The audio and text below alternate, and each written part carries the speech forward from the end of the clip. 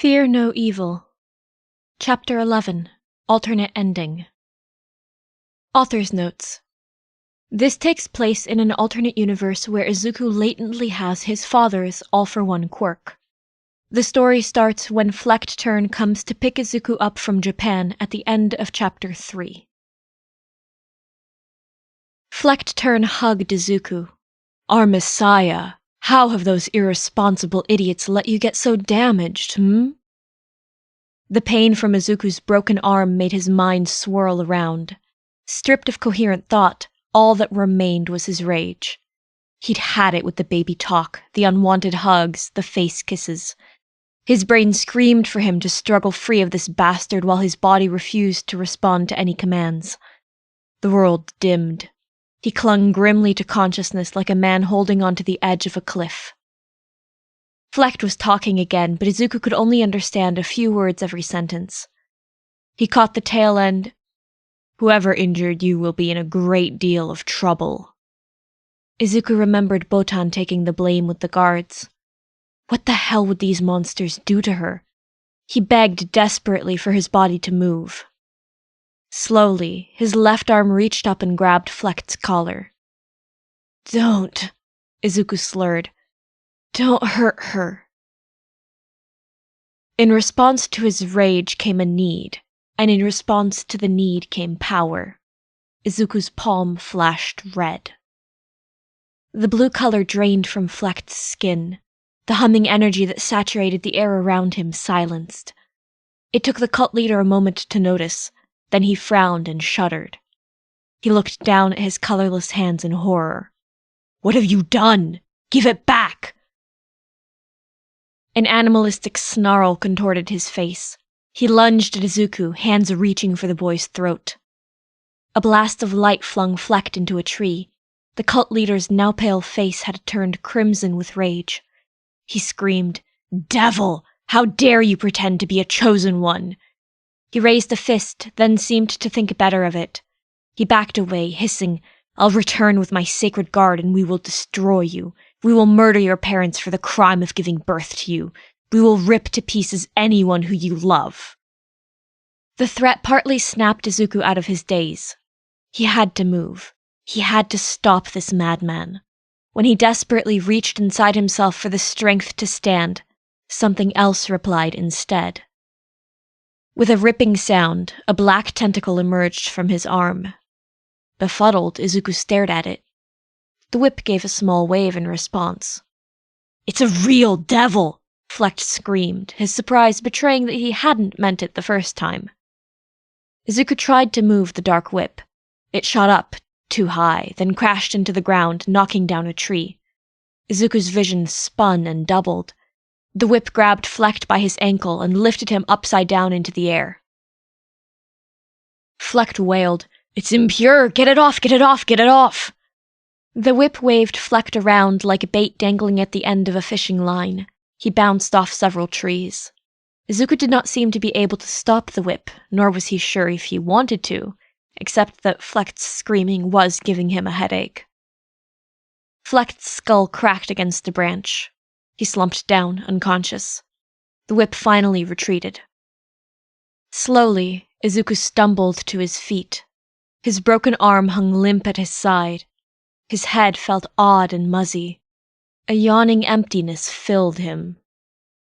A green spark shot down his arm. Then another. Distantly, his broken arm hurt with each spurt of energy. Mostly, he felt too charged up to notice. A door had been opened inside his mind, and now the power crashed in like roaring water breaking through a dam. His palms glowed. They cast a rosy light over the clearing. His feet lifted off the ground, his hair floated, sparks danced down his body. A dark mist collated in the air, wrapping around his body like a cloak. It felt oddly comforting. He ought to be surprised, but he struggled to think, torn between the sensation of too much power and not enough. He needed more. Memory returned in flashes. A green-haired woman who reminded him of his mother and the guards dragging her away. Botan. He had to find Botan. He wouldn't let them hurt her. As if in a trance, Izuku floated toward the compound. Barros followed the sound of slippers crunching leaves. When she glimpsed the flash of green hair, she gestured at Sideros. He nodded in response. Where was the Supreme Leader? Shouldn't he have found the Messiah by now?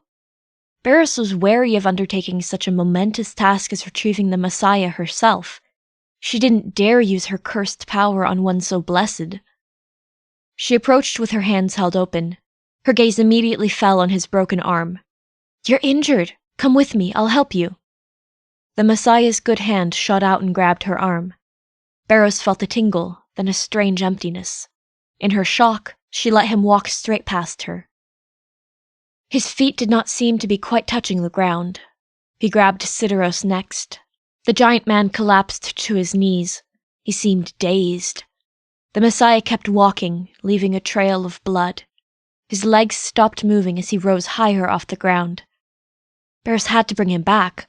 Her orders came above all else. Without meaning to, she reached for her evil bow. Nothing happened. Falling to her knees, Barros cried, The Messiah has saved me! A collection of Humarise guards sat in the cafeteria, eating and chatting. The back wall blasted away, sending a spray of dirt and debris across their meal trays. A green-haired boy floated over the rubble. He wore the white robe of a chosen one, but smoke and dark whips framed his body. His glowing eyes did not seem to focus on anything in front of him. 2 red lights flashed from his palm, one dripping blood as well. What manner of unholy abomination had more than one quirk? The closest guard reacted accordingly, throwing his staff. It bounced off and flew back at him. The guard's own weapon struck his stomach, sending him to the floor with an oof. This roused a panic. More guards leapt to their feet and attacked, but they only ended up flung about the room. By now, the demonic boy had turned into a mass of dark smoke. One hand shot out and grabbed the closest guard. The man screamed and thrashed, then his lizard tail sucked into his body. Staring down at hands with no claws, he cried, My curse is gone! A woman with mint green hair strode through the hole. She cried, The Messiah has come to save us! The reaction from Humarise was mixed. Some cultists dropped to their knees and offered up their hands, begging to have their curses taken. Some of them ran for the door. Barros tackled the strugglers and dragged them before Izuku. Those who decided to run heard the sound of rejoicing coming from behind them. Then, the door being ripped down. Anyone who looked over their shoulder didn't make it out in time. Toshinori, All For One, and Aizawa stood before the steel door to Humarise's compound. Before Toshinori had time to draw back his fist, the door opened. Cultists in red robes poured out. Immediately, Toshinori summoned his quirk. But the cultists didn't attack him. They didn't even seem to notice him. They fled as if the hounds of hell were on their heels. This is convenient, Aizawa said. Internal conflict, do you think? All For One stared. They're all quirkless, but they're wearing red robes. Only the white-robed ones should be quirkless. Toshinori was willing to believe that All For One could tell. He grabbed the closest cultist by the back of his robe. What's going on? The man stared up with wild eyes. Ah, so the abomination has come here as well. The end days must be upon us. Even you will fall before death wrapped in darkness. In fewer riddles, please, Toshinori snapped. The cultist threw back his head and laughed maniacally. In a raspy voice he whispered, The Messiah is angry. Toshinori was so confused that he let the man go. As the stampede of cultists faded into the distance, he gestured at the entrance. Shall we? Aizawa asked, Should we arrest them? I can round them up later. I'm more worried about our kids. Something bad seems to be going on inside. What if they're in danger? Good point, Aizawa nodded. Where's the faceless invalid? Toshinori cursed under his breath upon realizing that All For One had already headed into the compound, then chased after his old enemy. All for One could not be permitted to find young Midoriya first. 2 guards dragged Botan between them. Her struggles had proven so annoying that they'd knocked her unconscious. From past experience, they knew how to handle unruly chosen ones. They carried her toward the Room of Enlightenment. One guard held open the door while the other dragged Botan in, toward the white pod. A black tentacle crawled into the room and grabbed the guard's ankle. He screamed and fell. Upon looking up, he screamed even louder. A green-haired boy in a blood-stained white robe stood in the doorway. Hollow circles consumed his eyes. One of his arms hung limp and broken. His gaze was unfocused. He swayed back and forth. At first glance, he looked like a pitiful lost child.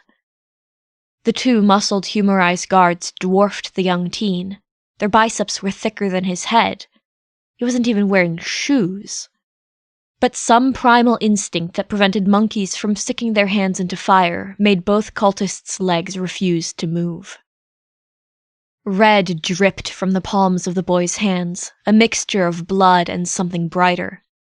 One eye glowed red. One eye glowed red. One eye glowed green. Both promised pain to anyone who dared approach. What stood dripping blood onto their perfect white floor was not a child, but rather the living embodiment of quirk singularity. The worst nightmares of a cult that feared quirks, given human shape. The guards trembled, every instinct screaming that if the thing took one step forward, they would both die. Those glowing eyes took in the tank. They burned even brighter. The monster growled, "Get your hands off her before I remove them from your body." The guards threw Botan at him and ran. "Stop!" All Might chased after All for One. "Don't you have criminals to arrest, hero?" All for One didn't turn his head as he ran even faster. "That old man is fast for someone who looks like he belongs in a hospital," Aizawa huffed, bringing up the rear. All 3 rescuers turned the corner. A green-haired boy stumbled down the hallway, trying to carry an adult woman with his one good arm. His body sagged with exhaustion, his eyes partly closed. With one last groan, he slumped down against the wall. "Izuku!" All for One screamed, at the same time that All Might screamed, "Young Midoriya!" "Hey, that's my kid," Aizawa said. "He was the same boy as your son and your successor? What were the odds?" "Now that I think about it, we had pretty good odds of some overlap given the small number of quirkless children in this city." "Of course they're not the same kid!" All Might shouted. "This potato head is lying. He's trying to kidnap my successor." "If you gave my son the quirk that killed my brother, I'll rip you to pieces," All for One screamed. On the floor, Izuku groaned. Both All Might and All for One ran toward him, only to smack their foreheads together and fall backward. Aizawa stepped over the bodies and knelt down next to Izuku. "How are you feeling, kid?" "Tired," Izuku whispered. "Eraserhead? Botan is injured. You have to call an ambulance." "It looks like you're in even worse shape, kid." Aizawa felt his forehead, detecting a fever. "I'm getting you to a doctor." He lifted Izuku onto his back. "Someone else carry the woman. You're both stronger and taller than me. One of you can take the adult." "I'll carry my son." All for One sat up. All Might elbowed him aside. "I'm not letting you put a finger on my successor. I'll take both of them." All for One grabbed his enemy and headbutted him. "I bet you knew he was my son when you gave him that cursed quirk. You're trying to steal him from me. You've probably been hiding subliminal brainwashing messages in your stupid shiny merchandise. That's the only explanation for why he had to own it ever since he was a baby." "You've been spending your criminal funds on my merchandise? That's hilarious." All Might laughed as he tried to strangle All for One. "Not that I believe young Midoriya is your son, of course. He told me that his dad was a deadbeat." All for One tried to claw his enemy's eyes out. "You're lying! I'm going to give Izuku your stuffed and mounted corpse for his merchandise collection." As they rolled around on the floor, Aizawa erased their quirks. With a sigh, he stepped around them as he carried Izuku toward the door. In the hospital waiting room, All for One and All Might glared at each other. I would be in there with my son if he hadn't told the staff that I'm a kidnapper, All For One growled. All Might sneered. Because you are a kidnapper. It's not kidnapping if it's your own relative. Not true, and I don't see the family resemblance. You don't even have a face. Because you ripped it off. Lack of face is not genetic. All For One threw up his hands. You saw the damage left after my son stole every quirk in Humarise and ripped most of their compound to pieces. Who else's kid could he be? I'm so proud of him. He's a chip off the old block. I'm proud of him.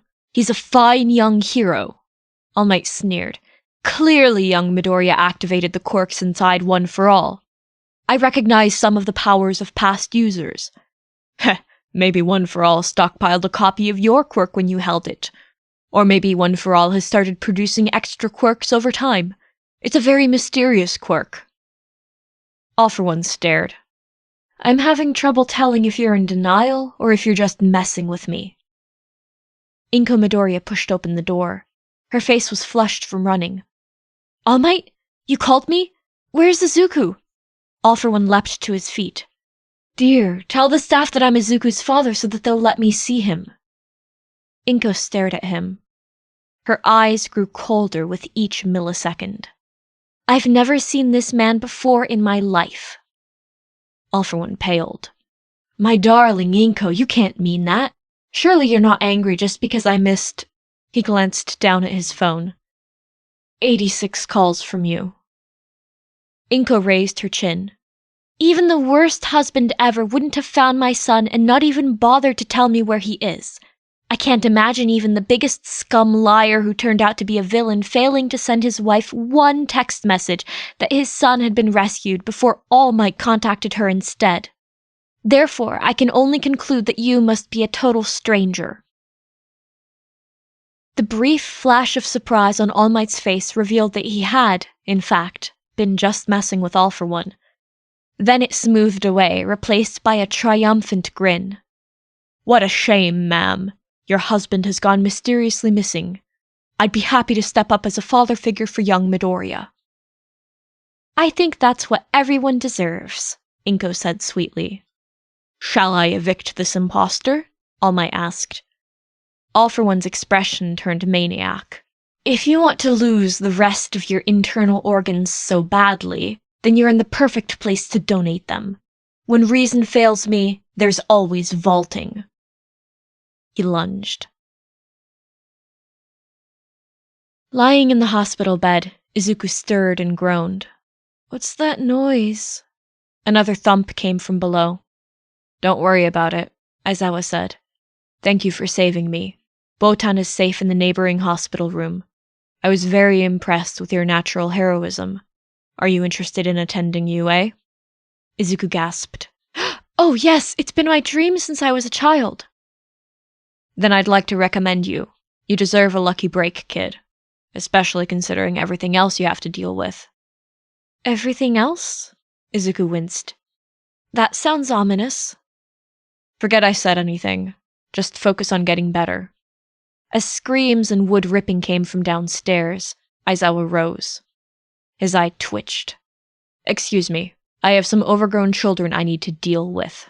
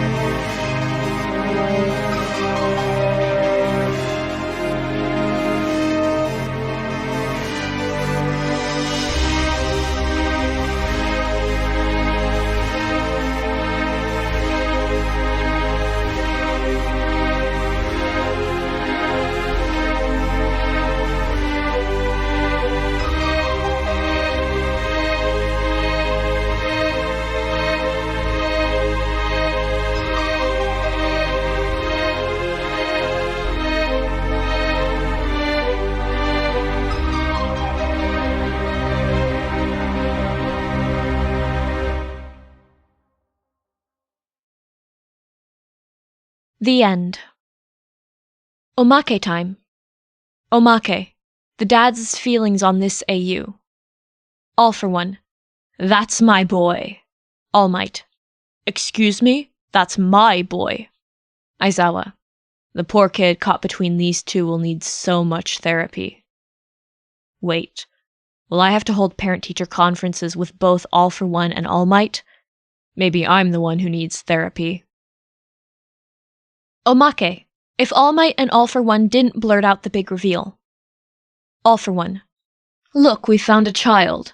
Not that I care about children, they're gross and annoying. But I assume the two heroes will insist that I ought to teleport this child with a broken arm to a hospital right now. I will reluctantly comply. Toshinori. You stay away from him. You'll try to steal his quirk. Not that you could, huh? All for One. What does that mean, huh? Toshinori. Nothing, huh? I'm just laughing because your potato face amuses me. Stay away from this kid who has no connection to me whatsoever. All for One. He has no connection to me either. He's probably Eraserhead's kidnapping victim. Aizawa. Actually, yes he is. All for One and Toshinori. Aizawa. I guess I'll take him to the hospital while you two continue your search. Toshinori. I'll escort you to safety.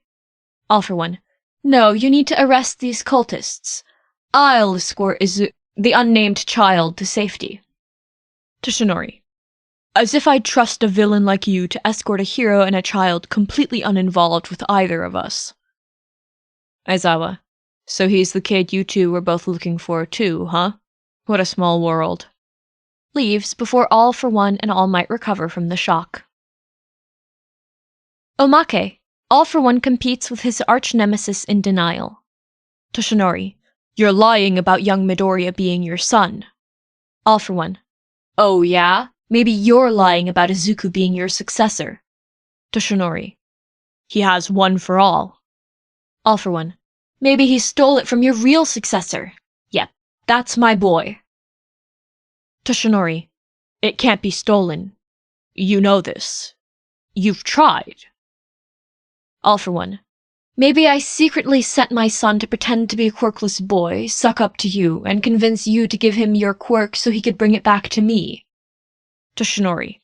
If you wanted me to believe that story, you should have hidden your surprise better when you found out that young Midoriya has one for all. All for One. Maybe this is all a nightmare. Maybe I've been in a coma ever since you ripped off my face and now I'm hallucinating that you've stolen my son. Maybe quirks don't exist and I've spent my entire adult life locked up in an asylum. Shoto Todoroki. Summoned into existence by the mention of a conspiracy theory. Maybe Izuku Midoriya is the son of both All for One and All Might after a passionate one-night stand between mortal enemies. Maybe Rody Soul and Neito Monoma are also your sons. Show me some more of your quirks, and I'll figure out how you could be related to everyone at UA. All for One. Screaming. Omake. What happened to Flecked Turn? Aizawa. Where's Faceless? Toshinori. I don't know, he ran off in the middle of our quarrel. Probably for the best. You damn villain, where were you and why did you come back covered in blood? All for One. I missed out on stealing a very lovely quirk. What a shame. Oh well, at least I got to work out my irritation. Omake. The vestiges wake up early. Yoichi. I'm so proud of you, Ninth. Rain fiery hell down on them. Banjo. Let's see how many cultists I can bitch slap with my whip. And get me some more creepy mist.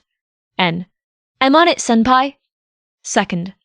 Am I the only one concerned that our latest successor just developed All for One? Does anyone care about that? Anyone at all? Nana. Hush, I'm enjoying the death screams of the evil cult that hurt my boy and my grandboy. Hikage. Danger Sense is telling me that my own successor is the scariest thing around. That's a little weird, yes.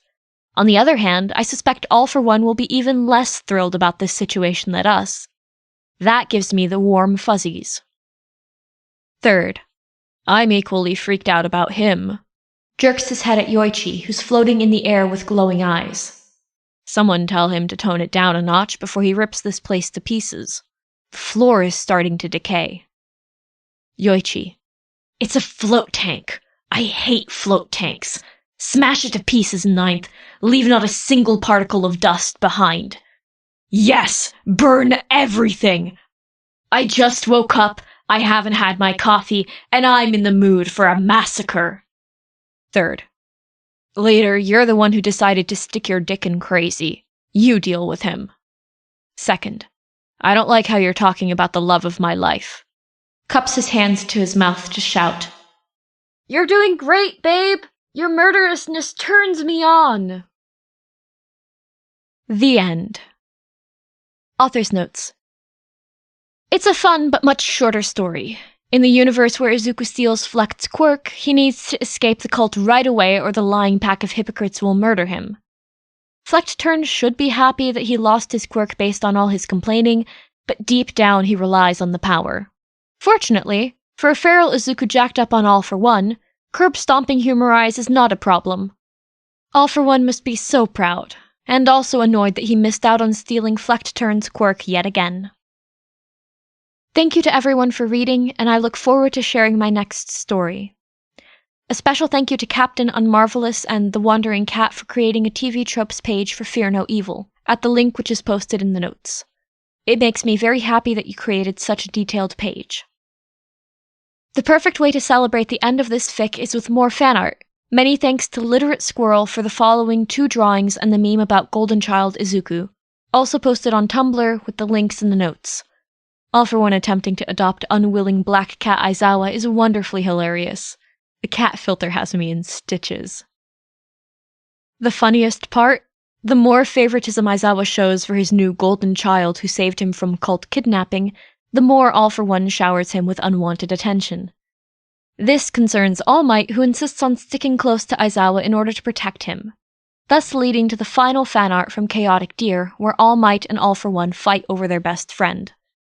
I love this. Aizawa looks so tired. It's the perfect summary of the dynamic of the dad rescue team. Thank you so much. You can give Chaotic Deer's picture likes and love on Tumblr at the link also posted in the notes. Podficker's notes. This concludes Fear No Evil. I hope you've enjoyed listening to this as much as I've enjoyed recording and sharing it. If you have, please take this time to let the original author know. And if you've enjoyed this podfic, please let me know. Thanks for joining.